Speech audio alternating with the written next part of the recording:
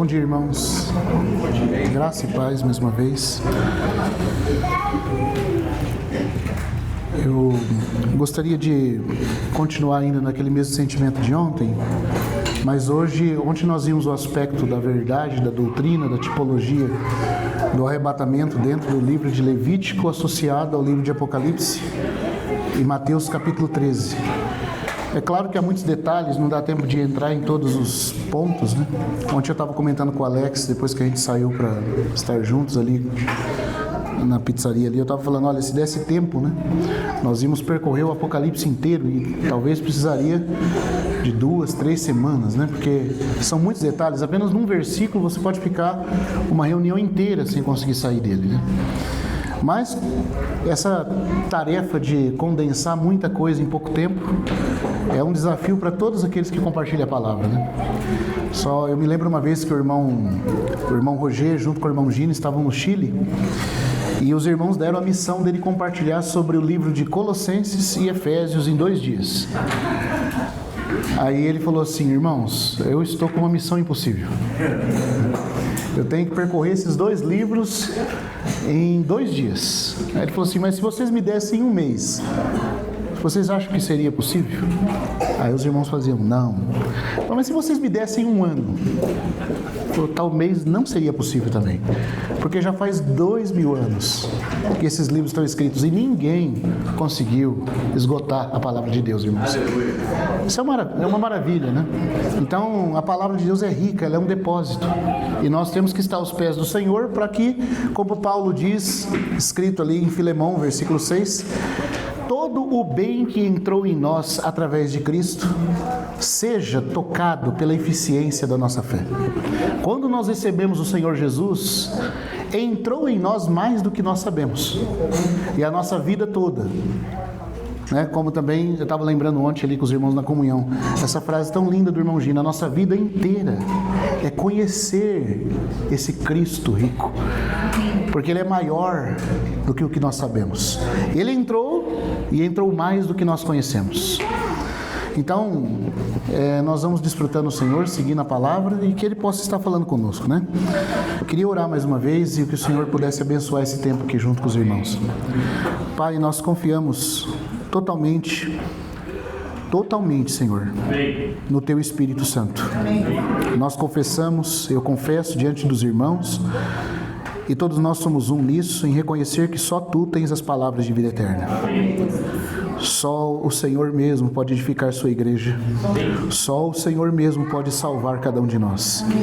Só o Teu Espírito ungindo a Tua palavra é que pode tornar ela viva, Senhor, a ponto de tocar o nosso coração, a ponto de nos lavar com a água da palavra e tirar de nós toda ruga ou defeito ou coisa semelhante. Nos apresentar a Ti, Senhor, sem nenhuma mácula e nenhum defeito. Nós pedimos a lavagem da Tua água da palavra sobre nós nessa manhã. Todos estamos aos pés do Senhor. Todos queremos tocar o próprio Senhor. Queremos Te tocar e ser tocados por Ti. Ajuda-nos, Senhor. Ajuda-nos para isso também. Nós pedimos também que o Senhor amarre as interferências do inimigo, que o Senhor o detenha, Senhor, e nos dê, porque estamos aos Teus pés, um tempo precioso. Nós confiamos em Ti para isso. Amém. Glorificamos Teu nome. Amém. No nome de Jesus oramos. Amém. Amém, Senhor. Irmãos, ontem eu mencionei para os irmãos que a tipologia bíblica, ela nos ajuda de uma forma muito maravilhosa. Os tipos são tão precisos quanto a matemática, como diz o irmão F.B. Meyer. E o próprio irmão Arlen Stewart também dizia que se as pessoas e os teólogos dizem que tipos não podem estabelecer verdades, elas o dizem sem nenhum fundamento bíblico. Já que se você lê o livro de Hebreus, e eu sei os irmãos estão estudando Hebreus aqui, ali é tipologia para todo lado, né? E os tipos estabelecem verdades e ajudam a elucidar e iluminar certas verdades da vida espiritual. Então eu estava dizendo para os irmãos que hoje nós vamos continuar agora tocando num aspecto mais prático da nossa preparação para o arrebatamento. Aleluia. É claro, irmão, se a gente fosse resumir a palavra do Senhor, ela deveria ser colocada naquilo que o Senhor colocou como condição: vigiai e orai. Mas o que nós ganhamos com a vida de oração e de vigilância? Essa provisão do Senhor para sermos arrebatados, que é nos dada pela vida de oração, Eu queria até dizer para os irmãos que infelizmente, de uma forma geral, geralmente a reunião de oração e a vida de oração dos santos é a que menos tem poder. Isso é uma denúncia, na verdade, é uma demonstração, vamos dizer melhor assim, de que nós confiamos muito na força da nossa carne para produzir alguma coisa. Porque só ora aquele que é fraco, só ora aquele que é dependente. Só busca a Deus em oração aquele que precisa de recursos sobrenaturais. Mas, infelizmente, a igreja, no estágio que estamos vivendo, o período de Laodiceia, é uma condição tão anormal, tão apostatada, tão carnal, que nós temos, infelizmente, no quadro geral da igreja, nós acreditamos em pregação, nós acreditamos em obras, nós acreditamos em feitos, em coisas que podemos fazer e às vezes não cremos muito no poder da oração. Mas a oração é o caminho que o Senhor deu, irmãos, para nos levar a entrar em toda a realidade espiritual. Aleluia. Santo Agostinho tinha uma frase que dizia assim: os que começam a pecar param de orar, mas os que começam a orar param de pecar. É uma coisa preciosa, né? Se você vive uma vida em pecado, você vai ser enfraquecido e não conseguir orar. Mas se você começa a orar, as realidades do céu começam a ser infundidas em nós através da oração. Amém. E aí nós vamos vencendo os 4 obstáculos para o arrebatamento. Eu quero tocar com os irmãos hoje nessa questão dos 4 obstáculos para o arrebatamento e o caminho da vida vencedora sobre eles. Mas tudo isso se dá por meio da oração. Oh, irmãos, a gente podia falar tanto sobre isso. Existe uma tipologia sobre isso no Antigo Testamento, que é o altar de incenso. E o altar de incenso ele era feito para ser carregado em conjunto por aqueles varais. E aquele incenso subia. E tem uma figura muito linda, porque se você for ver Êxodo capítulo 30, você vê que tem uma coisa que sobe e tem algo que desce. O incenso sobe, o óleo desce. E Deus menciona o óleo descendo e o incenso subindo, para dizer para nós que o que pode nos levar a ascendermos em direção a Deus é desfrutarmos da provisão do Espírito Santo em oração. Irmãos, os irmãos já notaram que quando nós oramos, nós estamos tocando na nossa verdadeira identidade, no que realmente seremos? Enquanto nós não estamos no Espírito e orando, parece que nós somos esses irmãos, assim, essas pessoas comuns. Talvez você se vê como uma pessoa baixinha, um irmão é calvo, o outro é impaciente, o outro é acelerado, um é ansioso, o outro é muito fleumático. E nós ficamos nos contemplando, sabe, meramente, como diz Paulo, nos conhecendo segundo a carne. Mas quando nós começamos a orar, irmãos, e existe uma figura muito linda sobre essa questão no altar de incenso, porque você tem aquele altar no centro do tabernáculo e o sacerdote tomava o incensário e ele enchia com brasas e ele colocava incenso. E o que acontecia quando ele fazia isso? Ele transpunha o véu, mostrando para nós que quando nós começamos a orar, como muitos dos irmãos místicos da igreja entendiam muito bem isso, geralmente nós começamos nas coisas naturais. Nós começamos no santo lugar. Nós começamos a queimar incenso, ainda com dificuldades, com os nossos pensamentos embaraçados. Mas um irmão dizia o seguinte: ore até que você comece a orar de verdade. Não desista pelos pensamentos confusos, pelos pensamentos não dominados, pelas coisas que aparecem para, sabe, se colocar entre o Senhor e você. Continue orando. Vai chegar uma hora, irmãos, que o incenso vai queimar. E nessa hora nós vamos nos ver transpostos na presença do Senhor. Oh, irmãos, e quando nós entramos na presença do Senhor e o incenso sobe, nós mesmos somos transportados para uma outra realidade. E nós começamos em oração no Espírito a contemplar pelas centelhas do céu que se acendem as realidades do que realmente seremos, irmãos. Os irmãos já tocaram nisso, de forma individual, de forma coletiva, quando a presença do Senhor se adensa, quando realmente nós conseguimos começar a sentir que Ele está nos conduzindo, nós começamos a ter um vislumbre, um gostinho das coisas do céu. Não é verdade? Nós começamos a sentir a nova vida para o qual estamos sendo preparados. Por isso aquele irmão escreveu naquele cântico: ó doce hora da oração, traz gozo e paz ao coração. a todo espírito buscador que a ti se apega com fervor. Ó, doce hora da oração, me faz provar transformação, até do pisga eu ver meu lar e as alturas contemplar. Você sabe que Moisés chegou no Monte Pisga e do Pisga ele contemplou Canaã para onde ele ia. Ele não entrou, mas ele contemplou. E esse irmão diz que a oração é o outeiro do Pisga. Através de orarmos, nós começamos a contemplar no Espírito toda a realidade para onde nós iremos. Você começa a provar aquela nova vida, aquela nova esfera que o Senhor está preparando, irmãos.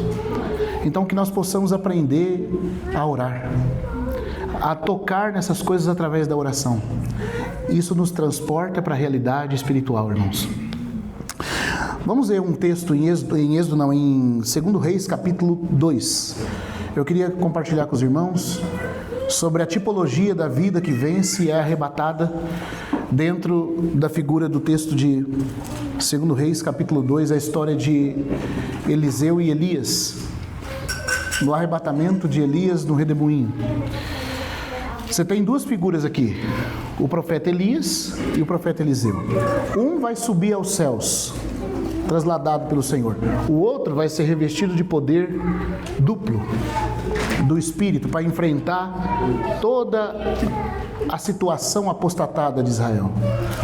Irmãos, aqui está estabelecida uma figura para nós, vista de duas coisas: o tipo de vida que será levado no arrebatamento e o tipo de vida que prova o avivamento do Espírito Santo.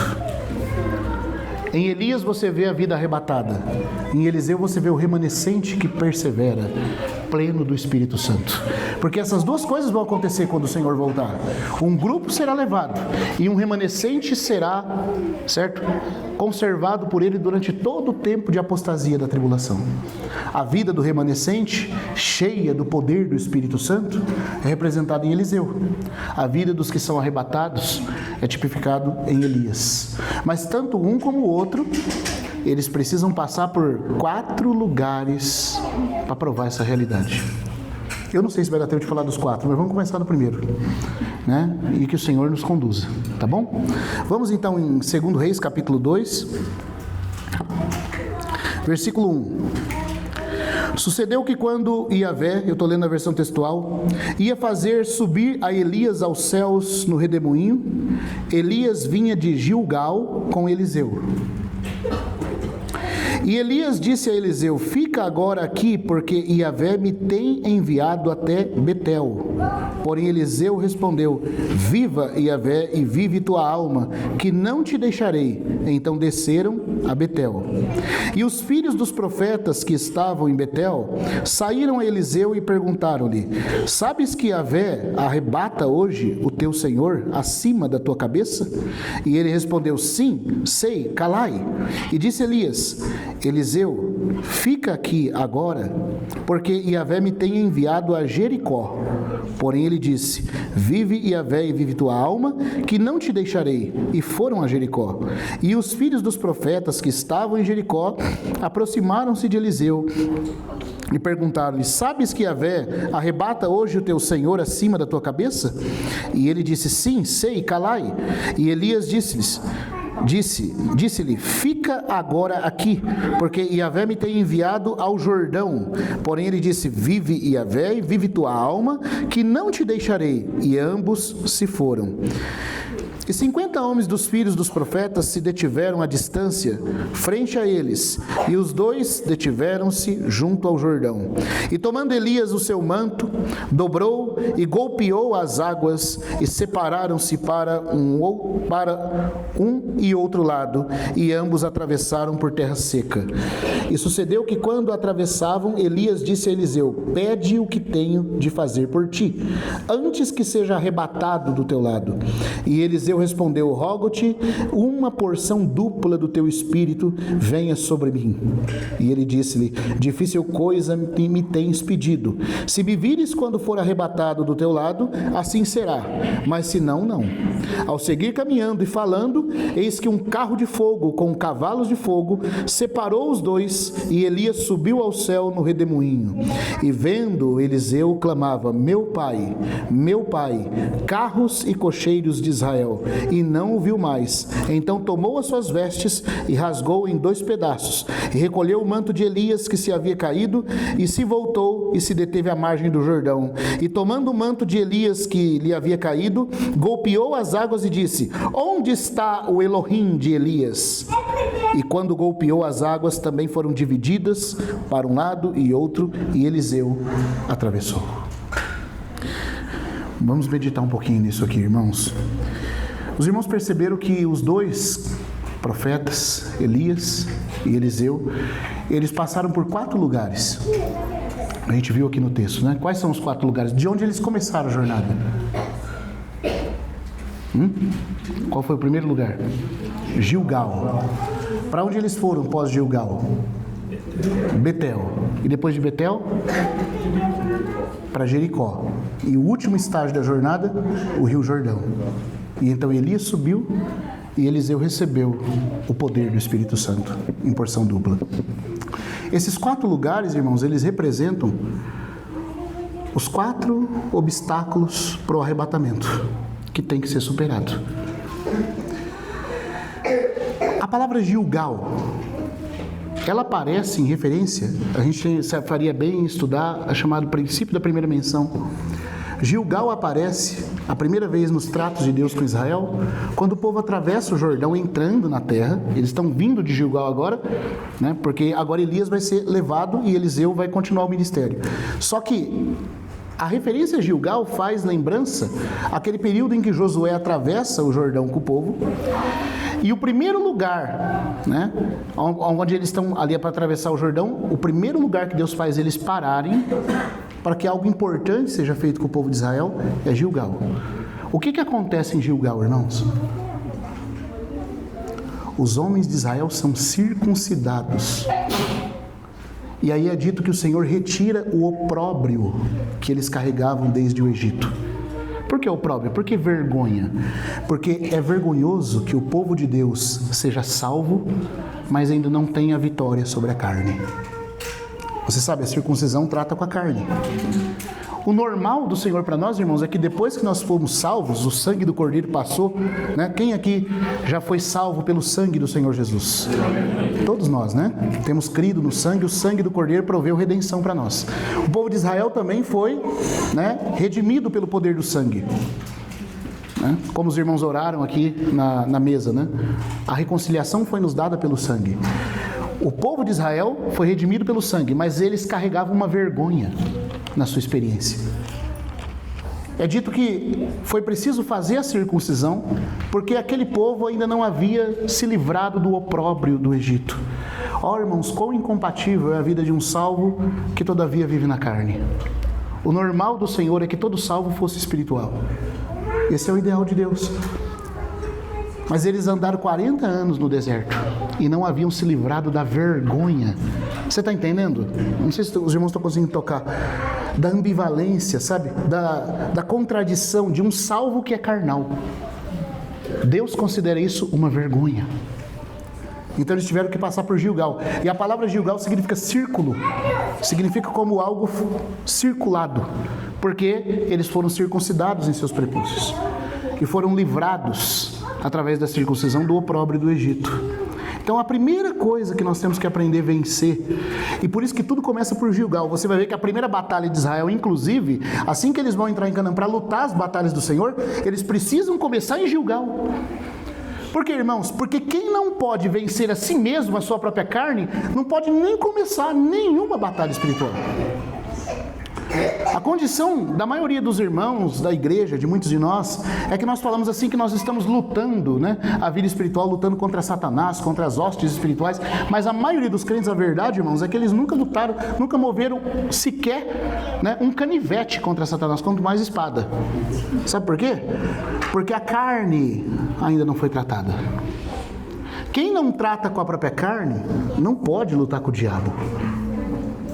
Você vê que Jericó representa na tipologia as forças espirituais do mal nas regiões celestes, mas ela aparece em terceiro lugar nessa lista aqui.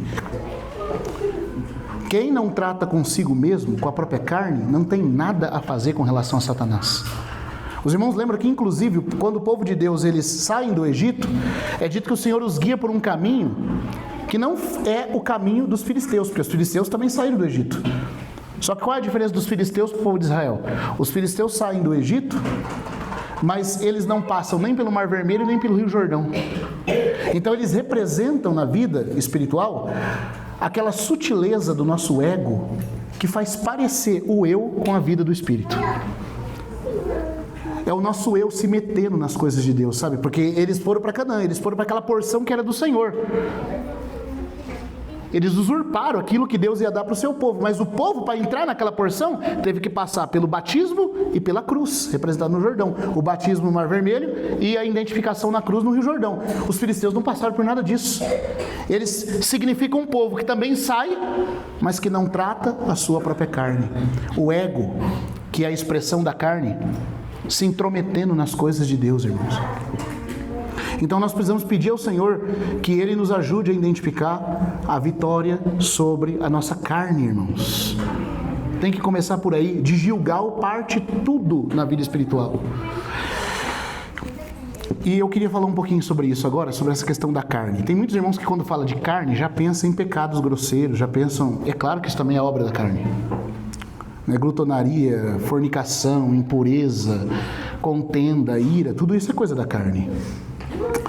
Mas, irmãos, a carne, quando a Bíblia fala da palavra carne, em alguns contextos ela está falando do nosso corpo caído.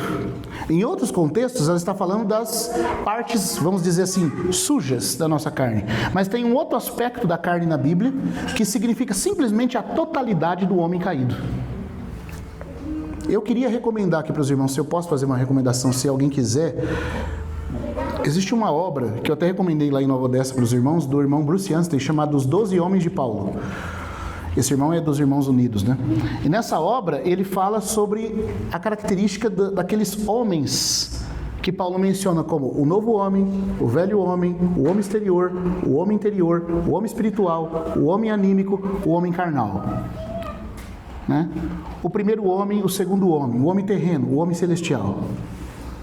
Um homem de Deus, um homem em Cristo. São 12. E cada um deles tem um significado próprio. Por exemplo, tem irmãos que confundem a carne com o velho homem. E tem irmãos que confundem o ego com a carne. Mas eles não são propriamente a mesma coisa.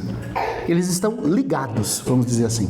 Mas à luz da Bíblia, eles não são a mesma coisa. Está dando para entender, irmãos? Há uma inter-relação, mas não são a mesma coisa. Queria mostrar para os irmãos uma coisa. Vamos em Romanos, capítulo 6 agora.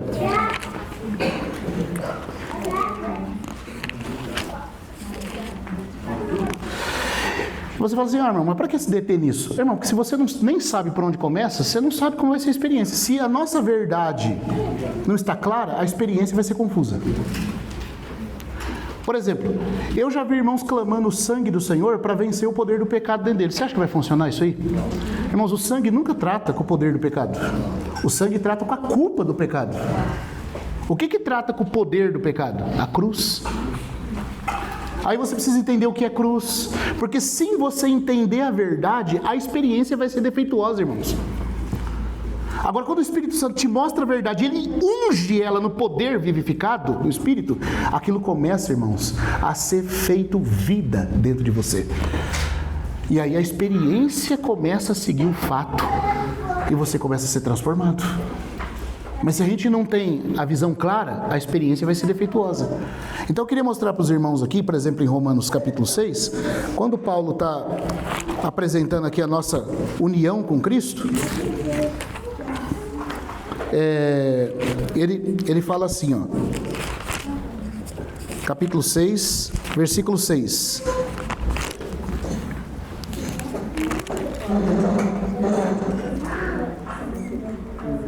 Vamos começar, na verdade, no 4. Vamos começar o 4 aqui.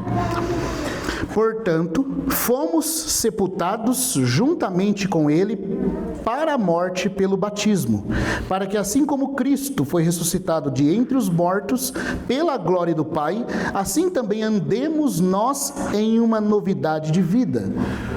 Versículo 5. Porque se temos sido unidos a ele na semelhança da sua morte, certamente também o seremos na da ressurreição, sabendo isto, versículo 6, que o nosso o quê? Velho homem foi crucificado com ele, a fim de que o corpo pecaminoso fosse desativado, ou como diz a tradução mais correta, ficasse desempregado, inutilizado, aqui desativado, né? Para não servir mais ao pecado como escravo, como diz o grego. Então aqui tem 3 coisas, irmãos, muito importantes.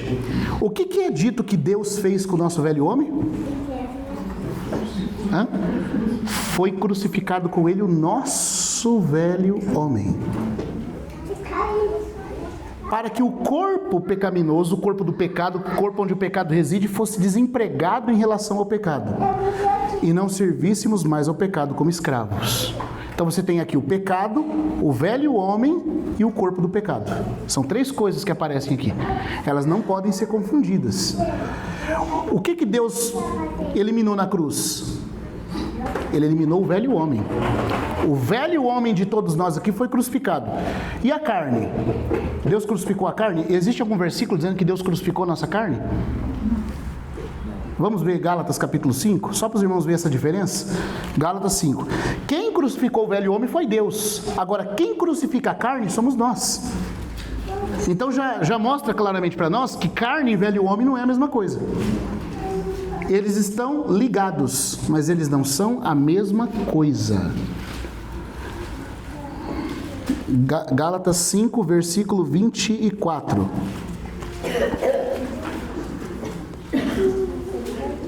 Eu vou pegar aqui no celular mesmo, porque essa Bíblia aqui textual, ela muda de lugar. E eu estou tão acostumado com a João Ferreira ainda, irmãos, que a hora que eu vou pegar ela aqui, às vezes demora um pouquinho. Eu quero ler rápido por causa do tempo. O que está escrito aí no versículo 24? E os que são de Cristo Jesus crucificaram a carne com as suas paixões e concupiscências. Mas a Bíblia fala que o velho homem também tem concupiscências e paixões. E aqui é dito que a carne tem. Mas se fosse para a gente falar então do significado disso, nós diríamos assim: o velho homem, note que é, como diz o irmão Sparks, não está escrito aqui que Deus crucificou o velho homem de cada um, porque o velho homem não é uma entidade individual, irmãos. O velho homem é uma natureza adâmica caída. Vamos dar o exemplo da árvore, certo? Existe uma árvore chamada Adão, o gênero humano caído, a raça que fracassou. Isso é o velho homem. Essa raça que fracassou, o gênero humano caído, que é chamado de velho Adão, o velho homem, foi o que Deus crucificou, a árvore com seu tronco. E o que é a carne? A carne é os galhos individuais, certo? E distintos e próprios como expressão prática do velho homem.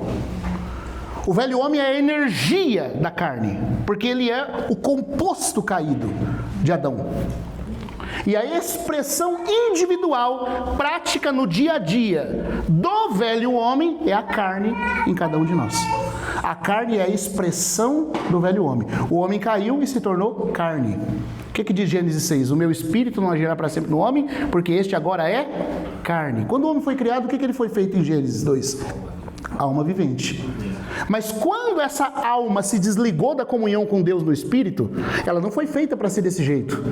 Ela foi feita para depender do Senhor em comunhão com o Espírito. O Espírito humano recebia do Espírito de Deus, a alma dependia do Espírito humano em comunhão com Deus, e o homem, como uma alma vivente, cooperava com o Espírito Santo através da comunhão com Deus. Quando a alma se desliga de Deus na relação com Ele, ela não foi feita, irmãos, para a independência. Quando o homem come da árvore do conhecimento do bem e do mal, ele fica sabendo o bem e o mal de forma de uma vida independente. O princípio da queda é a independência. Só que como a alma não foi feita para ficar sem a comunhão com o Espírito, sem a força, sem a vida que vinha do Espírito, da vida espiritual, ela começa a ficar cativa e escrava dos impulsos que estão dentro do corpo. Quando essa alma fica cativa dos impulsos do corpo, ela se funde, como diz o irmão Atmani, com esses impulsos, a ponto de ela mesma se tornar carne. Aí o homem que é uma alma passa a ser visto por Deus como carne. Carne ali não quer dizer que ele tem um corpo de carne, quer dizer que a alma que é o próprio homem está agora mesclada, subjugada, infundida pelos impulsos caídos. E os impulsos caídos, todavia, eles existem por quê? Porque o homem se tornou velho, caído. A raça caiu. E a expressão disso são as anomalias que a Bíblia chama de carne na experiência. Então qualquer coisa que flua de você, que não vem da comunhão com o Espírito Santo, é carne. Mas essa carne, essa expressão disso, ela reside na força da queda do velho homem. O velho homem é uma árvore que expressa-se pelos galhos da nossa carnalidade. O que Deus fez na sua sabedoria? Ele não lidou com a carne, ele lidou com o tronco. Vamos ver se a gente consegue acompanhar isso aqui, irmãos. Se um lenhador serra o tronco de uma árvore, eu posso dizer que essa árvore já morreu, né? Não é verdade? Mas você já teve a experiência de serrar um tronco de uma árvore, ou ver serrar? A árvore foi cortada, o vínculo da vida já passou. Já tratou com o tronco, a árvore já morreu. Só que os galhos lá em cima secam de uma vez? Eles vão secando aos poucos, à medida que a morte que ocorreu lá vai operando nos galhos.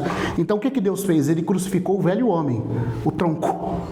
E a carne, que é a expressão, os galhos, somos nós que experimentamos e aplicamos o que Deus fez.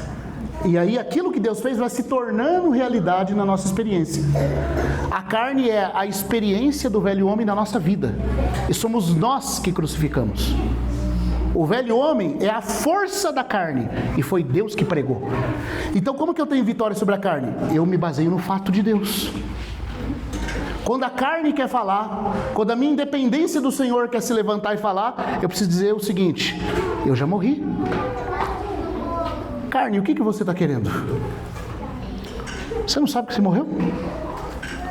Não há lugar para você. Por que, irmãos? Porque você não espanta se eu levantar, não. Eu começo a falar dessas coisas, eu quero exemplificar, eu me empolgo, eu fico de pé, eu sento, tá? É normal, tá? Ontem não chegou a acontecer, mas pode ser que agora aconteça, tá? Irmãos, vocês conseguem tocar nisso? Não, eu vou ficar de pé, não tem jeito não.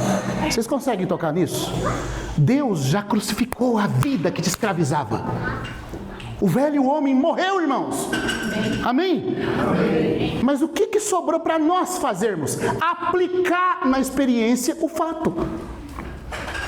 O fato é que a vida, a força, a energia que te levava a ser carnal, acabou. Mas a própria carnalidade, que é a expressão dessa vida, ficou para você aplicar com responsabilidade, mediante a união com o Espírito. Porque é pelo Espírito Santo que a cruz é aplicada sobre a nossa carne. Está dando para entender, irmãos? Nós temos que entender o fato. O pecado era um senhor tirano que nos escravizava. O velho homem é a corda que ele usa para escravizar, ou a corrente. E o corpo do pecado é o mordomo, ou fantoche, aprisionado a essa corrente. Então você tem uma mão, que é o Senhor, o pecado, o amo, as correntes, que é o velho homem, e o seu próprio corpo, certo? Que obedece o que esse velho homem, que é a sua natureza adâmica caída, quer fazer. O que Deus fez? Ele não tirou o pecado de dentro do seu corpo. O pecado continua aí. Mas o que ele fez? Ele matou o seu velho homem. Então agora, embora o pecado está aqui, não tem mais ponte para ele fazer o seu pecado, o seu corpo obedecer o pecado. Porque a ponte, que era o velho homem, que gostava de se sujeitar ao pecado, essa vida adâmica caída que se inclinava para a independência de Deus, ela morreu. Está vendo só? Deus é sábio, Ele crucificou o velho homem. E agora, embora o pecado está na nossa carne, o velho homem morreu. Então o corpo, como diz a tradução do grego, ficou inútil para o pecado. E em relação ao pecado, o meu corpo ficou desempregado. Ele não serve mais o pecado como um amo. O amo trocou de amo. No lugar do velho homem, Deus colocou a vida do Senhor Jesus. Só que, irmãos, isso é o fato, isso não é experiência, isso é o fato. Sabendo isto, e o saber aqui é saber por revelação. Então nós temos que entender por revelação do Espírito Santo, nós temos que orar até o Espírito Santo tornar isso real e nos transportar para essa realidade. O meu velho homem morreu. O nosso velho homem, na verdade, porque não é um velho homem meu, um do Alisson, um do Alex, é o nosso velho homem. O velho homem está no singular, embora o nosso é plural. Isso indica que todos nós temos um só velho homem. Um só velho homem. O velho homem é uma entidade coletiva, da raça que caiu em Adão. Está dando para entender, irmãos? E o que Deus fez? Ele matou essa fonte. Só que na experiência, a carne ainda fala. A carne é a experiência. O velho homem é a realidade espiritual. O velho homem morreu. A carne, que é a experiência dessa deficiência espiritual, ainda está aqui. Mas o que você tem que fazer, irmãos? Nós somos ramos que tem que olhar e falar assim: carne, você não tem como fazer mais nada porque o tronco já está... O tronco lá embaixo já foi cerrado. Você tem que morrer. E aí entra o que Romanos 6 chama de considerai-vos mortos para o pecado. Somos nós que aplicamos, irmãos. Claro, pelo poder do Espírito Santo. Você está entendendo? Eu sei que é meio difícil. Eu sei que é, irmãos, não é fácil. Mas isso está na palavra. E nós precisamos pedir para o Senhor luz e revelação. Só que você fala assim: mas como é que é isso aí? Então, é eu mentalizar que eu morri? Não, não é mentalizar. A palavra considerar aqui em Romanos, ela é a mesma quando está dito lá em Gênesis 15, que Abraão creu em Deus, isso lhe foi imputado, lembra? Como justiça, lhe foi contado como justiça. Ele creu e aquilo se tornou, né? Foi imputado, foi como considerado. Ele foi considerado como justo por ter crido em Deus. Esse considerar significa dar voto. Significa, Deus falou uma coisa, eu concordo com o que Deus falou. O que Deus falou é mais real do que o que eu estou vendo e do que o que eu estou sentindo. É assim, eu acho que agora deu para entender melhor, irmãos. Você aplicar a cruz sobre a carne, que é a expressão do velho homem, significa você dar voto a Deus. O que Deus disse que aconteceu com você. Então, é isso que é a verdade. Você sabe por que a gente não experimenta isso no dia a dia? Porque nós ficamos caindo no engano do diabo. O diabo, ele tem um jeito de não nos levar a experimentar isso. Como é que ele faz? Ele faz você primeiro confiar no que você está vendo, no que você está sentindo e no que você está experimentando, para que então você creia e então você descubra o fato, quando na verdade é o inverso. Por exemplo, quando você está mal-humorado, o seu mau humor é uma expressão da vida adâmica, é a sua carne. O que você tem que fazer com o mau humor? Bom, já que a vida adâmica acabou, não é para o mau humor que está ocorrendo. Só que na experiência ele está ocorrendo. Então o que você tem que fazer? Satanás vai falar assim para você, se você for aplicar a vitória do Senhor Jesus. Ah, mas isso aí não funciona com você não. Ah, você disse que o seu velho homem foi crucificado, mas você está irado ainda? Você está mal-humorado, perdendo o controle com o irmão? Esse ressentimento que você está tendo com aquela pessoa. Ih, se isso aí é verdade para outros, para você não. Coitado de você, viu?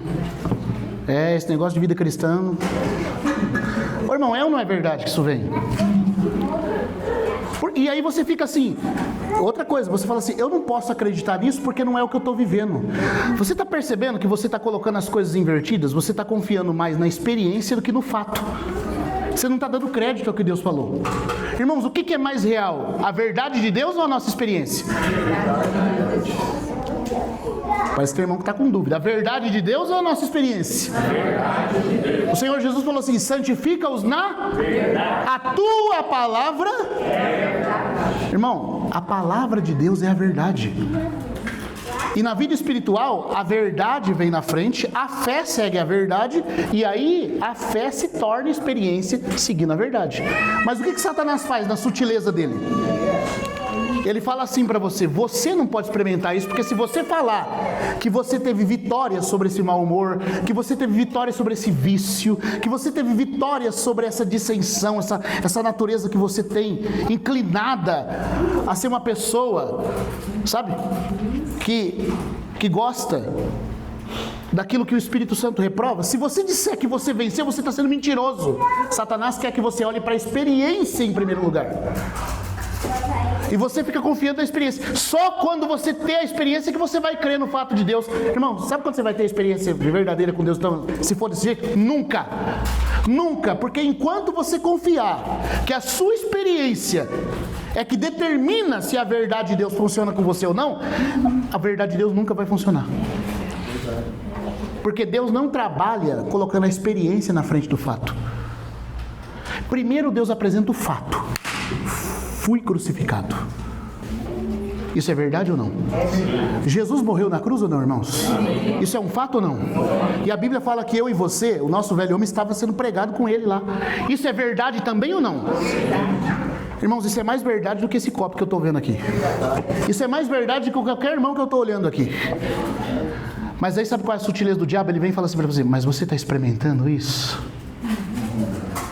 Irmão, mas quem disse que a minha experiência é que determina o fato? É o fato de eu ouvir esse silibar de Satanás na minha cabeça que me deixa fraco.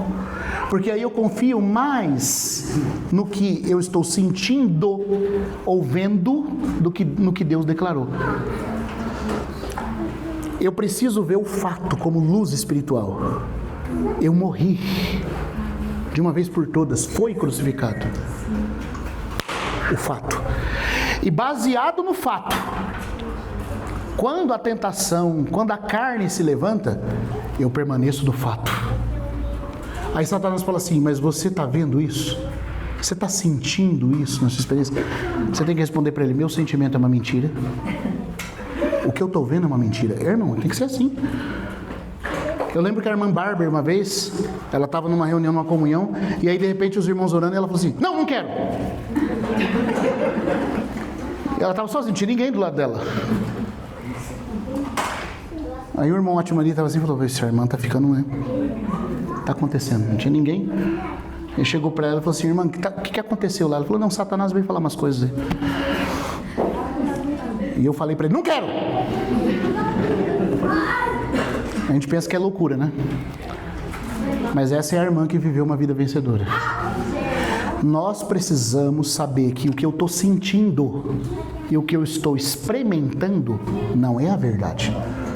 A verdade, a meu respeito, é o que Deus disse. Amém. Irmãos, foi o que Deus disse que trouxe o universo à existência. É pelo poder da palavra também que Ele nos regenerou e nos fez uma nova criação. E é pelo poder da palavra que todas as coisas se tornarão experimentáveis.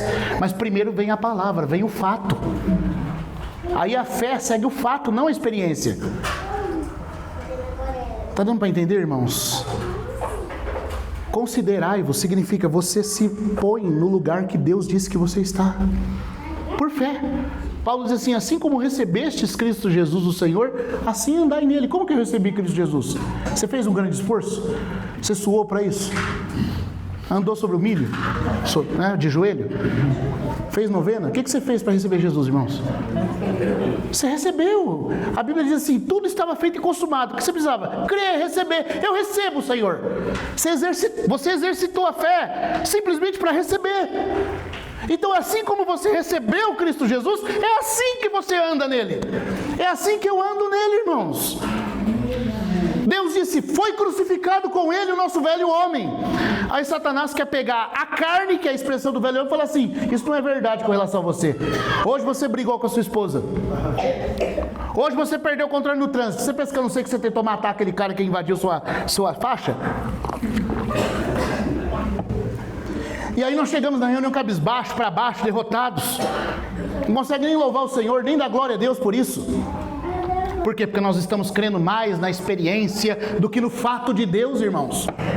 Mas qual é o fato? Foi crucificado com ele o nosso velho homem. Esse é o fato. Então eu não vivo pela experiência. E você fala assim: mas isso não é hipocrisia? Não, irmão. Hipocrisia é quando você não tem uma verdade. Mas a palavra de Deus é a verdade. A sua experiência que é mentirosa. O anormal é a sua experiência, não é o fato. E aí você precisa deixar a experiência de lado e ir crendo no fato, irmãos.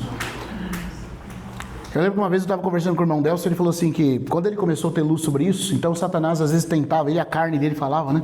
Aí o diabo vinha assim e falava assim: e aí? Você morreu mesmo? No começo ele falava: é difícil, irmão, e eu ia tentar discutir com o diabo, sabe? E você não ganha uma discussão do diabo, irmãos.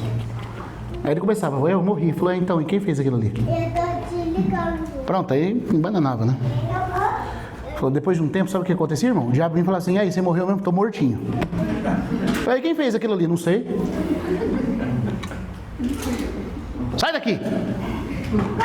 Não sei. Oh, irmão, mas isso é hipocrisia. Não, irmão, hipocrisia se você não tem a verdade. Mas o que é a verdade? Não é a sua experiência, é a palavra de Deus, irmãos. E aí você vai confiando nessa palavra. O fato de você ter a palavra e confiar nela faz com que o Espírito Santo substantifique isso como poder na sua vida. Está dando para entender? E aí você, como alguém do Cristo, os do Cristo Jesus, crucificaram a carne. Deus crucificou o velho homem. Quando você dá crédito a Deus, a experiência do velho homem, que é a sua carne, é mortificada. É o que Paulo falou: fazei, pois, morrer a vossa natureza terrena. É assim que acontece, irmãos. Se você costumar orar com base nas promessas de Deus e ir se apegando a elas, crendo, você vai ver que isso vai se tornar a sua experiência. Agora, se você esperar ter experiência para crer na palavra, você nunca vai ter experiência, porque você está na base errada. Está dando para entender, irmãos? Quando Satanás faz a gente confiar mais no que eu estou vendo, no que eu estou sentindo, do que naquilo que Deus declarou, eu nunca experimento o que Deus declarou. Eu preciso ter o que Deus declarou. E como um irmão falou para mim, né? Eu estava falando com o irmão Billy, e ele falou assim para mim, o irmão Billy Pinheiro: nós temos que aprender a fazer confissão da fé, irmãos. Jesus é o sumo sacerdote da nossa confissão. Eu tenho que confessar as palavras de Deus, as promessas de Deus. Eu tenho que me apoiar nelas em fé. E sabe o que vai acontecer? À medida que eu vou me apoiando nelas em fé, a fé vai se tornando a experiência, porque está apoiada no fato. O fato, a fé e a experiência. Não é a experiência, a fé e o fato. O exemplo disso é Pedro. Quando o Senhor falou: vem para ele sobre as águas, enquanto ele confiou no que Jesus falou, ele andou sobre as águas. A hora que ele reparou na experiência, no vento, afundou. É assim, irmãos. Enquanto nós permanecemos no que ele disse, isso se torna a nossa. Você não pode buscar experiência, você tem que procurar fé no fato. E como consequência, a experiência se torna sua. Tem uma frase do Spurgeon que eu acho linda. Não sei se os irmãos vão conseguir tocar assim como eu toquei, mas é muito linda. Ele fala assim: olhei para Jesus e a pomba da paz pousou sobre mim.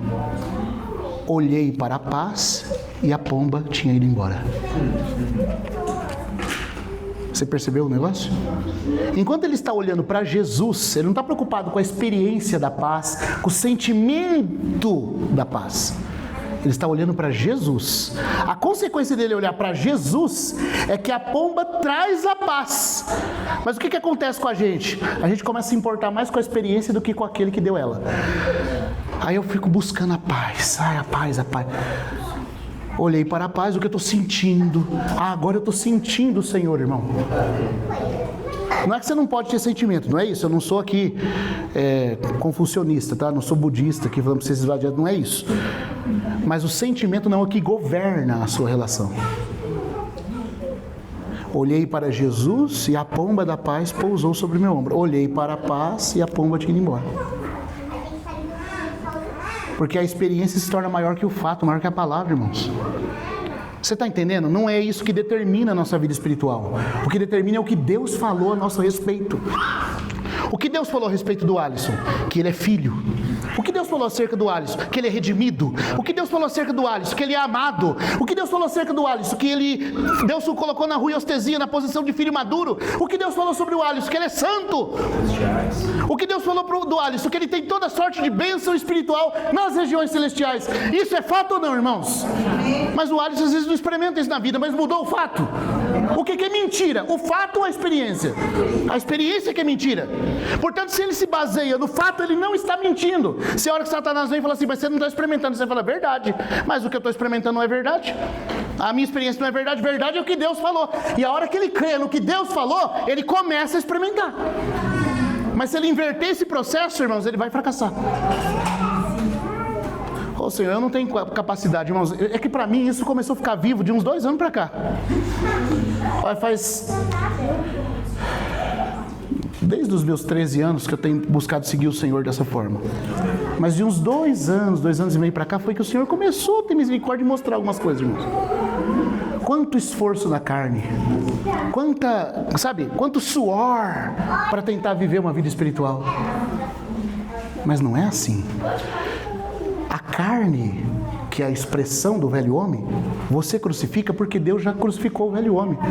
Mas como é que você faz isso na prática? Considerando. E o considerando é nos fatos de Deus. Até que hora que eu posso ir, Alex? Até às 11? 11h30, né? 11h30? Tá bom. Deixa eu mostrar uma outra coisa para os irmãos. Vocês se lembram que quando o povo de Israel saiu do Egito, eles foram redimidos pelo sangue, a arca os guiou no caminho, e o que acontece? Eles são redimidos pelo sangue, o mar vermelho é aberto e os inimigos são mortos, né? Os inimigos são vencidos. Eles continuam sendo guiados pela arca, a arca chega no Rio Jordão ali com os sacerdotes, eles põem o pé na água, e quando eles pisam na água, a presença da arca do Senhor ali na arca com eles faz com que as águas do Rio Jordão, assim como aconteceu com Elias aqui, o poder do Espírito cria um muro e o sacerdote se põe no meio do rio e o povo passa. Irmãos, tem um texto em Jeremias, eu até tentei achar aqui, eu sei que está escrito lá, mas eu não achei para citar aqui para os irmãos, mas está escrito, minha memória eu lembro. Ele diz assim que quando o Senhor restaurar o povo de Judá, numa segunda restauração que ele fizer trazendo eles de volta, nunca mais eles vão dizer, fazendo referência à arca, o Senhor que por meio da arca nos trouxe do Egito. Porque a arca, depois quando o Senhor estiver com o povo, não seria mais lembrada. Mas veja que interessante, é notório então um princípio aqui. Na vida espiritual do povo de Israel, a arca era um demarcador. A arca concedeu a eles grandes experiências. Deus diz, por exemplo, que a arca tinha que caminhar de 3 dias na frente deles para eles preparar repouso. Foi por meio da arca, do sacerdote sustentando a arca, que o Rio Jordão abriu e eles passaram para a posse da terra da promessa. Então a arca era sempre um demarcador. Agora veja que interessante. Através da presença do Senhor os guiando, eles foram salvos da culpa, da condenação pelo sangue do Cordeiro. Eles foram libertos do poder do inimigo e a barreira, eu vou chamar assim de entropia e natural, a força natural, a força da natureza foi rompida pelo poder de Deus, também através da arca. A arca é uma figura de quem? De Cristo, né? Cristo, irmãos, é o nosso demarcador, como a arca era para o povo de Israel. E quando a arca atravessa com o povo, essas 3 coisas ocorrem. Eles são libertos da culpa do Egito, eles são o que mais? Como eu estou falando aqui, libertos do poder do inimigo, dos exércitos que os atacavam, era a arca que dava vitória, e eles superam a força da natureza. A força caótica desse mundo é paralisada pelo poder da arca. Agora, você sabe o que está escrito em Efésios? Vamos lá em Efésios capítulo 1.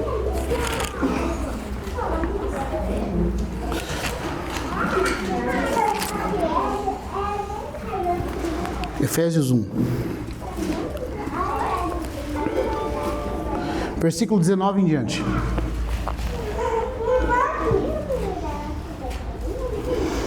Aqui Paulo está orando, e um dos motivos da oração de Paulo, ele aparece no 19, ele diz o quê?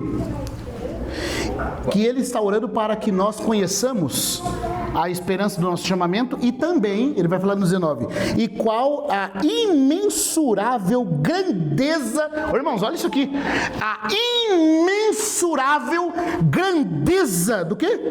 Do seu poder para com quem? Para conosco. Aí continua.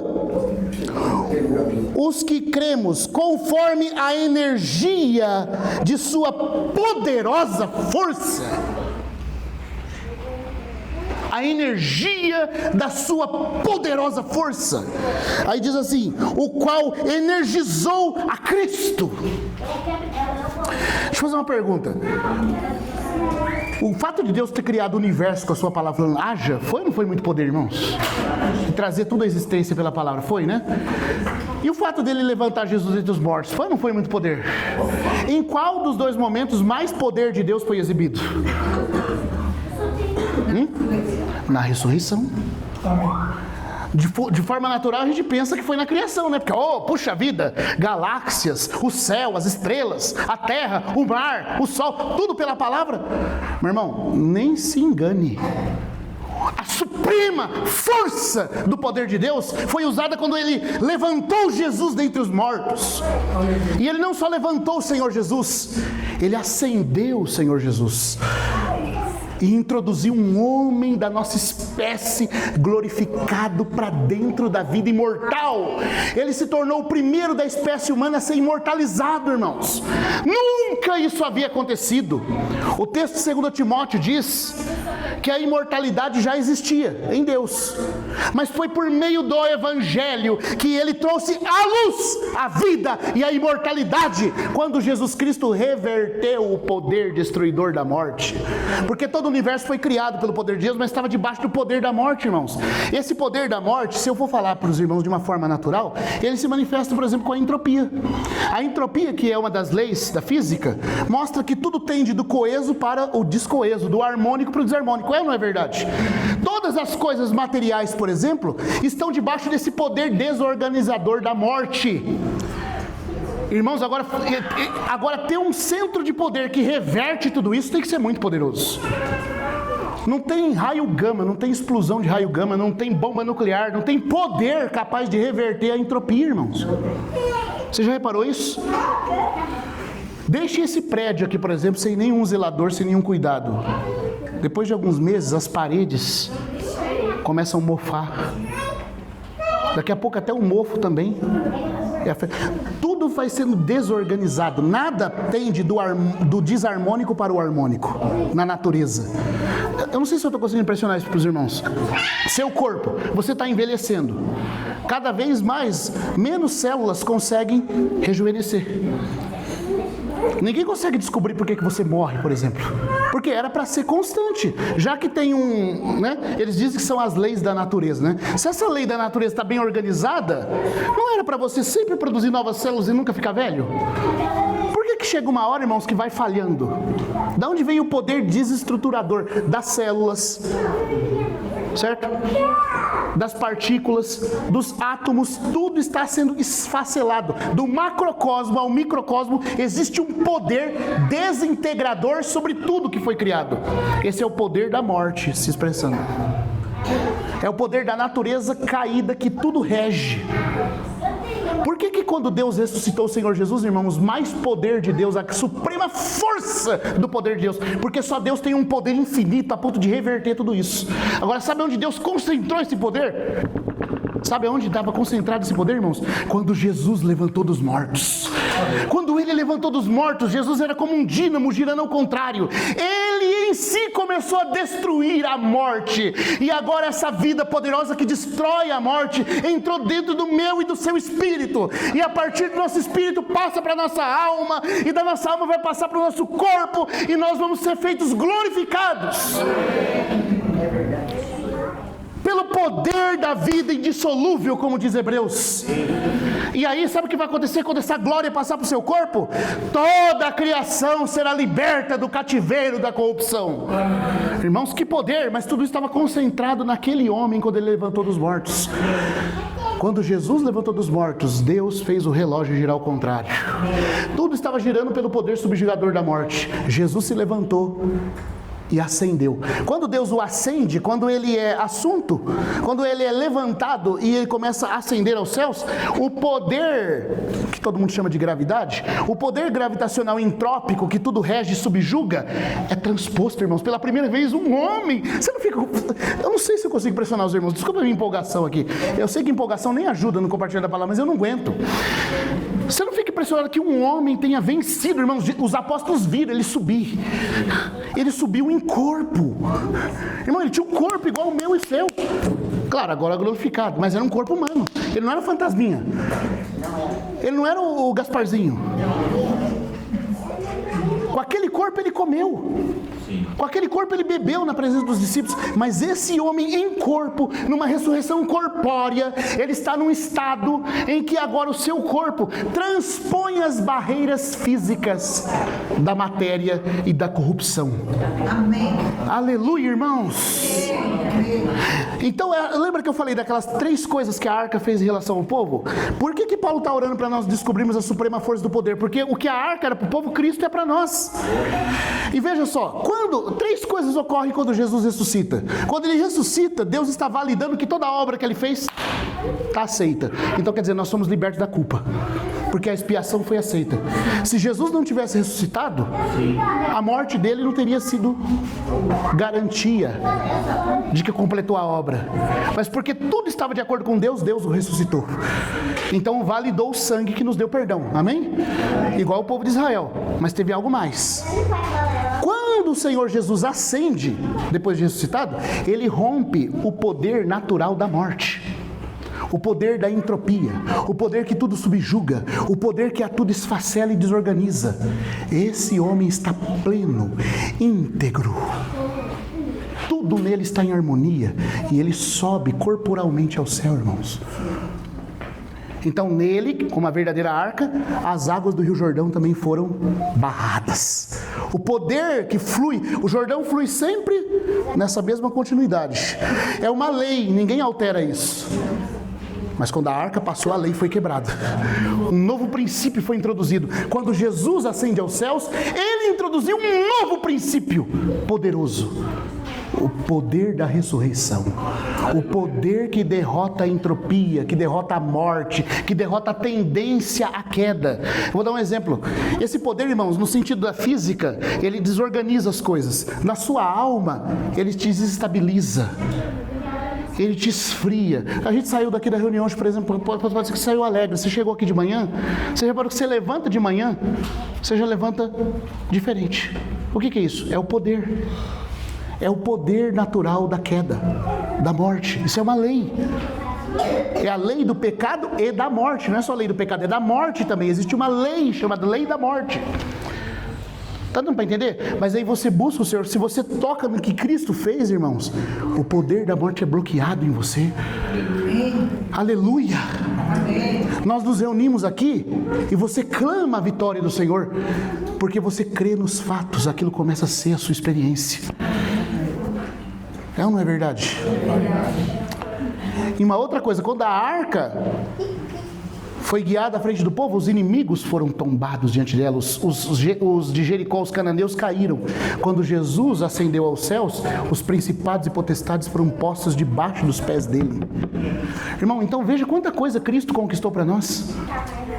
Nele você tem libertação da culpa, nele você tem a libertação, irmãos, do que... Senhor, me ajuda, eu tenho que achar a palavra. Mas em Cristo, irmãos, há um poder que rompe as coisas naturalmente da lei da morte. Você está entendendo? E esse poder está em mim e em você. Amém? Amém? Amém? Se nós cremos nos fatos de Deus, tudo o que Deus fez em Cristo vencendo esses obstáculos é nosso. É nosso, irmãos.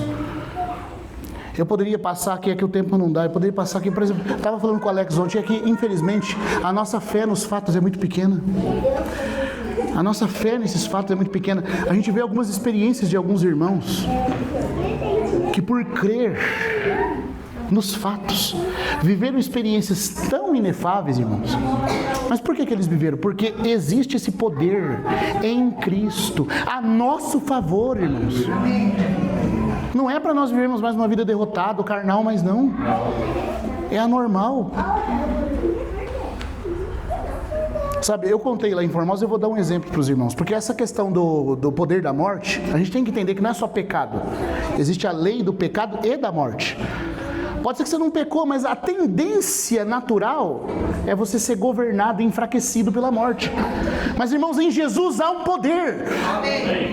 Há um poder que vence a lei natural da morte, que faz o Rio Jordão, que sempre corre por lei para um lado, ser paralisado. Em Cristo há um poder que vence as barreiras da natureza, que vence as barreiras da morte, que vence as barreiras do tempo e espaço. Por exemplo, irmão, quando você começa a orar por um irmão, o irmão está fraco. Você fica sabendo do estado dele, você começa a interceder, ministrar vida para ele em oração. Irmão, do ponto de vista natural, não era para acontecer nada, você está a quilômetros dele. Mas você percebeu que se você infunde vida a esse irmão, mesmo estando longe, o que é isso, irmão? Pelo aspecto natural, você tem que ligar, você tem que ter contato, falar com ele, né?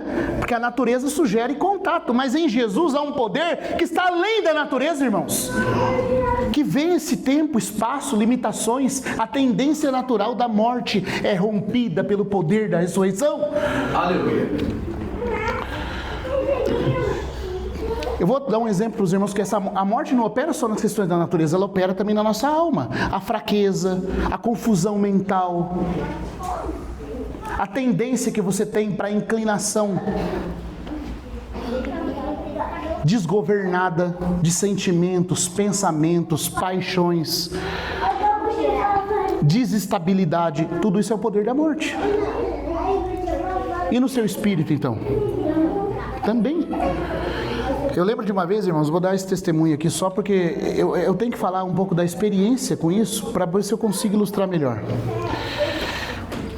Eu sempre busquei servir o Senhor desde a minha adolescência, mas teve um dia no ano de 2008 que eu tinha saído de Penápolis e eu estava na cidade de Guararapes, ali próximo a Araçatuba, né, com os meus pais, minha família, tentando ali viver com os irmãos, tentando ali, naquele contexto que a gente estava, né, pregar o evangelho, ajudar as pessoas. E nós terminamos uma reunião de partir do pão e eu estava muito feliz naquele dia, muito feliz. E eu estava glorificando o Senhor porque Ele tinha me amado e me salvado. Aí de repente, né, como o diabo é astuto, veio aquela seta e falou assim: mas você tem certeza que Ele te ama mesmo? Aí o que eu fiz? Eu não fiquei no fato, eu fui olhar para a experiência, né? Eu fui olhar para a paz da pomba, né? Em vez de ficar com Jesus, eu fui olhar para a paz da pomba, né? Ai, deixa eu ver o que é o amor aqui. Fui explicar para Satanás o que era o amor, né? Você vê que besteira que a gente faz, né? Vai conversar com a serpente. Eu falei, não, é claro que Ele me ama. Eu sozinho ali, eu e o diabo ali, né? É claro que Ele me ama. Ele falou, mas não sei não, hein? Do jeito que você vive, você não tem nada que agrada a Ele. Eu falei, não, mas é pela graça. Eu virei um teólogo debatendo com o diabo. Não, é pela graça. Se é pela graça, está tudo certo. Eu falei, graça? Graça? Por que está tudo certo pela graça? E eu fui entrando. Não, está tudo certo pela graça, porque se é pela graça já não é por obras. Do contrário, a graça já não é graça. Citei Romanos para ele, explicando lá. Você não sabe que a graça é gratuita, né? Falei, graça gratuita. Naquela época, alguns irmãos aqui sabem, havia um irmão que conduzia a palavra entre os irmãos, né, na obra toda, e ele falava assim, ele tinha uma expressão que ele usava nas conferências, que ele dizia com base em um versículo mal interpretado de Efésios, que para você receber mais graça, você tem que usar mais o dom. Então você tem que servir para receber graça. Olha só. A hora que eu falei assim, é pela graça e por isso eu estou seguro, ele falou assim, é? Então a graça é gratuita, então por que você tem que servir para ganhar ela? Ô, irmão, a hora que essa pergunta veio, bum, ó. Não, eu capotei. Tomei uma de esquerda que não sabia nem onde o galo estava cantando. Sem brincadeira, irmãos, me deu até uma tontura. Você acha que parou? Não. A partir daí, tudo na minha mente desorganizou. Tudo. Eu fiquei num estado de confusão mental, de enfraquecimento psíquico, inclusive, que chegou ao ponto dessas vozes começarem a vir de um jeito que para qualquer coisa que eu falasse, não só da palavra agora, vinha uma pergunta, mas o que é isso? Você tem certeza disso? Essa situação durou 3 meses. Em 3 meses eu emagreci quase 10 quilos. 10 para 12 quilos mais ou menos. Eu não comia direito. Eu não me alimentava direito. Eu não conseguia fazer as coisas mais. Porque para qualquer coisa... Sabe qual era o único momento que eu tinha paz? Quando eu dormia. Porque essas coisas sumiam. A hora que eu abri o olho de manhã, o primeiro som, a primeira palavra que eu ouvisse, vinha de novo essas coisas na cabeça. E eu sabia, irmãos, que era alguma coisa espiritual, mas eu não sabia o que fazer com aquilo. Uma pessoa mandou procurar ajuda de um psicólogo. Eu fui procurar, mais me prejudicou do que ajudou, porque a primeira coisa que o psicólogo perguntou, ele falou, o que você faz na sua vida? Eu falei, eu vou para a igreja, é isso. Larga esse negócio. Sai daí. Para com esse negócio de Bíblia, isso aí que tá deixando você louco. Essa é a ajuda que o psicólogo deu. Fui procurar um outro irmão, que eu considerava, né? Que alguns irmãos aqui conheceram daquele contexto, ele falou assim, vai ver TV que isso passa. Vai ver TV que isso passa. Irmãos, fui para o contexto dos ceapistas lá, para ficar lá com um irmão que ia tentar me ajudar. O irmão me enfiou mais na obra ainda e eu estava confuso, irmão. O negócio, olha, vocês não têm ideia. Eu comecei a ter pensamento suicida. Essas vozes ficavam falando assim, se joga na frente de um ônibus. Se joga na frente de um carro. Pelo menos vai acabar. Minha mãe não sabia o que fazer. Eu não tinha muitos irmãos para abrir essa questão, porque alguns iam achar que eu estou ficando louco. De fato, eu estava ficando mesmo. Eu lembro que nesse tempo eu fui para uma conferência. E não é por causa da conferência em si. A conferência não fez nada. Foi o Senhor. Mas eu estava dentro do local onde estava sendo ministrada a palavra e eu perguntei para o Senhor. Eu falei, Senhor, por que eu estou nesse estágio? E a hora que eu fiz a pergunta, por que eu estou? Vinha a voz e falou assim, o que é estou? O que é a palavra estágio? O que significa estágio? Vamos, repete, fala. Assim, contando para os irmãos, assim, não tem como eu mostrar para vocês o que é uma coisa. Por isso que quando eu vejo pessoas que estão débeis no sentido psicológico, psíquico, pessoas que têm, sabe, certos vícios dos quais não conseguem se libertar, nunca julgue essas pessoas, irmãos. Você não sabe por que ela entrou ali. Talvez você não tenha poder para ajudar também. Essa experiência depois me serviu para me ajudar outros irmãos que passaram por opressões psíquicas, que passaram por situações de ataques opressivos de Satanás, de um jeito que eu nunca conseguiria ajudar. Então, com a consolação que eu fui consolado, eu passei a consolar. Mas, irmãos, não foi fácil. E eu lembro que eu perguntei para o Senhor, por que eu estou nessa situação? Por favor, Senhor, me tira disso. E aí o Senhor falou assim para mim, irmãos, é impressionante, quando você é sincero e você busca o Senhor com um fato. Para mim tinha sumido o local da conferência, estava só eu e o Senhor nessa hora. E o Senhor falou assim, se eu quisesse te curar, você permitiria?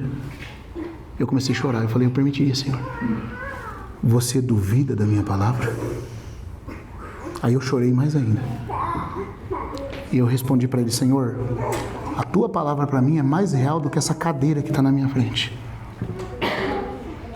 É real mesmo. Eu falei, Senhor, é real. Me guarda, que eu possa duvidar de tudo dessa vida, mas nunca do que o Senhor disse. Aí o Senhor falou para mim, então creia que eu estou te curando. Quando ele falou isso, ainda tentou vir as vozes, mas o que é curar? Mas na hora que a voz tentou vir, eu falei, ele está me curando. A princípio não tinha nenhum texto ainda da palavra, porque eu estava num estado tão mentalmente destruído, irmãos, que qualquer coisa nessa hora ia ser prejudicial. Mas eu comecei a me firmar naquela promessa que eu ouvi enquanto eu orava diante do Senhor. E os meus pensamentos começaram aos poucos a se organizar.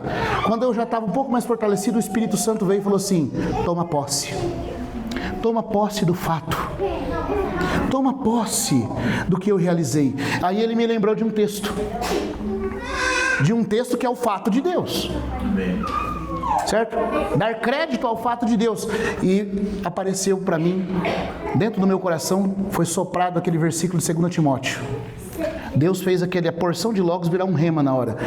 Estava escrito assim, porque Deus não nos deu o espírito de covardia, mas de poder, amor. E você sabe o que o Espírito Santo fez ainda, irmãos? Ele me lembrou a verdadeira tradução da palavra moderação.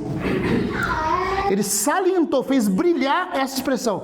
Deu poder, amor e mente sóbria. Ah, irmãos, quando o Espírito Santo fez esse fato de forma ungida aparecer, eu falei, eu tenho mente sóbria. Eu não tenho palavras para descrever para vocês o que aconteceu. Quando veio, você tem mente sóbria. Isso é o fato. Então Satanás vinha e falava assim, mas você sente? Eu falei, cala a boca! Aí eu fiz igual o irmão Barber. Cala a boca! Eu tenho mente sóbria, é meu. Deus me deu em Cristo mente sóbria. A própria mente de Cristo pelo Espírito Santo está acessível a mim. Todo poder que reestrutura os meus pensamentos é meu. Senhor, eu quero. Senhor, eu tomo posse. É meu em Cristo Jesus. Eu comecei a proclamar: eu tenho mente sóbria. É meu. É meu em Cristo. Senhor, eu recebo, eu te dou graças porque irmãos, aquilo começou, sabe? Aquilo que durou 3 meses sem solução acabou em 20 minutos.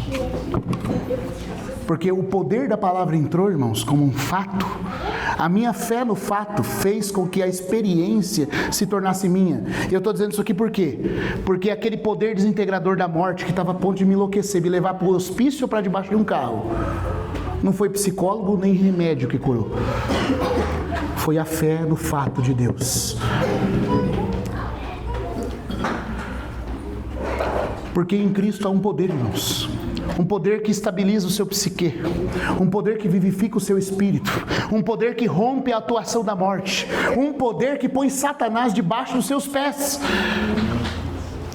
Mas você nunca, e eu nunca vou experimentar isso enquanto primeiro a gente estiver olhando para a experiência. Na verdade o diabo me tentou, a hora que eu falei eu tenho mente sóbria, ele falou: você está sentindo que você tem mente sóbria? Eu falei: cala a boca. O fato de Deus é a verdade. Santifica-os na verdade. A tua palavra é a verdade. E aí você começa a experimentar. É nosso, irmãos, está acessível em Cristo. Tudo isso, Paulo orou para que nós tivéssemos visão da suprema força do seu poder, que exerceu ele em Cristo, ressuscitando dentre os mortos. Baseado nessa vitória é que nós aplicamos pelo Espírito Santo a cruz, a nossa carne, nós aplicamos a vitória da ressurreição sobre o poder da morte, nós aplicamos toda a provisão do Senhor para qualquer acusação que Satanás tente fazer, e nós temos vida vitoriosa nele.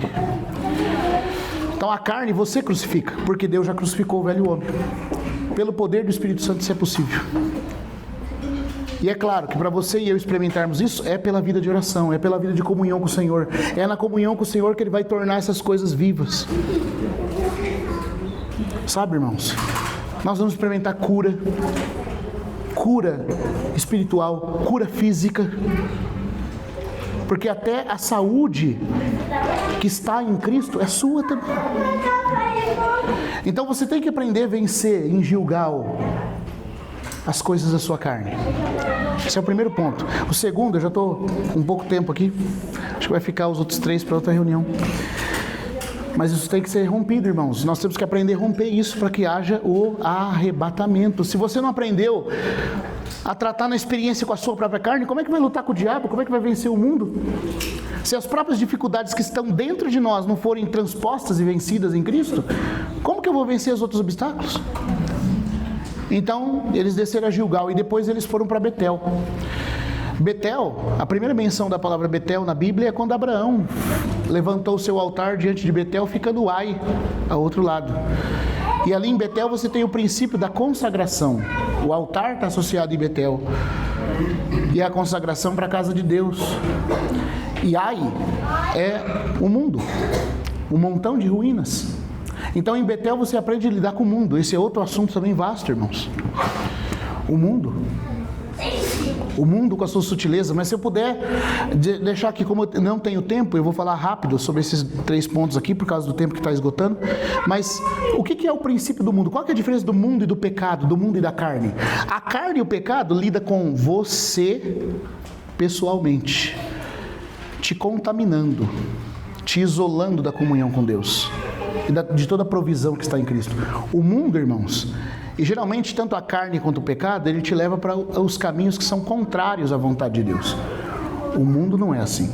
O mundo que você aprende a vencer em Betel, no altar de Betel, o mundo, ele tem um princípio na Escritura. Como é que você sabe que uma coisa é mundo, apesar de não ser carnal e pecaminoso? Porque diferente do pecado, o pecado ele tem uma abrangência mais limitada do que o mundo. O mundo é mais vasto nos seus compartimentos. Mas existe um princípio com relação ao mundo, porque o mundo é tipificado na Bíblia pelo Egito. O Egito é o melhor tipo do mundo na Escritura. Existem outros também, como Sodoma, né? Como Babilônia, são figuras de ramificações do mundo. Mas o melhor de todos é o Egito. O mais abrangente de todos é o Egito. E qual é o princípio do Egito em relação ao povo de Deus? Ele escraviza. O pecado te contamina. O mundo é qualquer coisa que te escraviza, que te possui. Enquanto o pecado rompe a sua comunhão com Deus, enquanto a carne te faz viver uma vida pessoalmente derrotada, o mundo com coisas lícitas te escraviza. Uma coisa pode não ser pecaminosa e nem carnal, mas pode ser mundana na sua experiência. E aí, como diz um irmão que conheceu muito bem sobre isso, ele dizia o seguinte: por isso que a questão de lidar com o mundo é um pouco mais complexa, porque o que é mundo na experiência de um irmão pode não ser da minha. Por exemplo, trabalhar é errado, irmãos? Não. Estudar é errado? Ganhar dinheiro é errado? Não. Mas pode ser mundano? Como é que você sabe que virou mundo? Qual foi o princípio do Egito em relação a Israel, quando Israel desceu ao Egito? Eia, usemos de astúcia e os coloquemos sobre fardos e cargas, para que eles não saiam da terra. Então, como eu estou limitado aqui, não dá para falar com mais detalhes. Vencer o mundo tem a ver com vencer qualquer coisa que te domina de forma lícita. Não existe problema em trabalhar. Na verdade, é um mandamento de Deus que nós trabalhemos. Deus deseja que nós tenhamos tempos de lazer. O Senhor não é contra isso. Nós somos humanos. Deus quer crucificar a vida da alma, não a alma. Irmão, se Deus matar a sua alma, você foi vegetando. Você tem uma alma que deve viver, que deve exercer as suas faculdades, deve ter uma vida normal. Mas se qualquer coisa, mesmo normal, começa a interferir na sua experiência com o Senhor, essa coisa pode não ser pecado, mas é mundano. E a palavra de Deus usa duas palavras para mundo: cosmo e aion. O cosmo é toda a ordem organizada do mundo. E o aion é o departamento específico daquela ordem.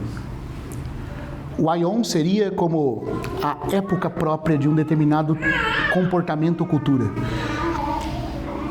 Irmãos, isso é tão sutil. Às vezes nós nem sabemos o quanto a gente está enfiado nisso. E o mundo é oposto ao Pai. Assim como o diabo é oposto a Cristo e a carne é oposto ao Espírito Santo. Mas por que o mundo é oposto ao Pai? Porque o mundo tenta substituir a provisão do Pai. Porque no mundo você passa a ter tudo. Você não precisa do Pai, do amparo do Pai, do cuidado do Pai, porque o mundo te dá tudo o que você precisa. Por isso João fala: se alguém ama o mundo, o amor do Pai não está nele. Não é que Deus não ama. João não está falando que Deus não ama essa pessoa. João está falando que essa pessoa não experimenta o amor de Deus, porque ela está entupida com o mundo. Na verdade, não permanece nele. Essa expressão é favorita de João. Paulo tem uma expressão favorita: em Cristo. João tem uma outra favorita: permanecer nele. Em ele, no grego. Essa expressão em ele significa fazer residência, significa experimentar de forma prática. O que João está falando é que se você ama o mundo, você não experimenta o amor de forma prática, porque o mundo substitui tudo. E como é que você sabe que uma coisa virou mundo? Irmãos, isso é uma chave. É se aquilo começa a interferir na sua relação com o Senhor. Começou a interferir com a relação com o Senhor, pode ser lícito, mas se tornou mundo. Irmãos, isso é tão fino, é tão sutil. Por exemplo, eu já conheci irmãs que não veio para reunião, né? Porque não deu para ela pentear o cabelo do jeito que ela gosta. Como naquele tempo não deu para ela fazer escova, para pentear o cabelo daquele jeito, ela não pode vir para a reunião. Esse pentear do cabelo não é pecado, mas se isso atrapalha a sua relação com o Senhor, nesse pequeno detalhe, irmãos, o mundo te domina. Tem irmãos que são escravos da moda. Eu falei para um grupo de adolescentes que eu estava compartilhando: né? E os adolescentes são muito pegos nisso, e infelizmente hoje todo mundo se torna metrosexual. Então, o irmão ou a irmã, ele pôs uma roupa, não pode usar mesmo. Eu não posso ir na outra reunião com essa roupa de novo, eu não posso ir, porque todo mundo vai ver que eu estou indo com a mesma roupa de novo. Preciso de uma roupa nova. No mundo tem um costume, eu não tenho nada contra as irmãs, tá, irmãs? Mas eu estou falando das mulheres, por exemplo, um exemplo. A pessoa, geralmente mulher é assim, né? Mais do que o homem. Mas de onde vem esse costume, irmãos? E tem pessoas que nem servem a Deus por causa disso. Ah, mas se eu for naquela reunião, naquele encontro, mas eu já usei essa roupa, como é que eu vou de novo com ela? Todo mundo vai ver que eu estou com a mesma roupa. Irmão, isso é uma coisa que o mundo faz. Quem disse que isso tem que reger o nosso comportamento? Esse aion próprio é um aion próprio do mundo. Trabalho. Os irmãos. Trabalha, ganha o salário. Dá para sustentar, mas aí, né? Deixa eu ver aqui, porque, ó, 2 minutos. Vai trabalhar mais, porque precisa de mais provisão. Mas se ele orasse ao Senhor, será que aquilo que ele está ganhando já não é o suficiente? Será que essa hora extra não está impedindo ele de orar mais? De ter mais vigor espiritual, de servir melhor o Senhor? Então os irmãos estão entendendo? O que se torna mundo na experiência? É aquilo que te escraviza. O princípio do mundo é dominar você.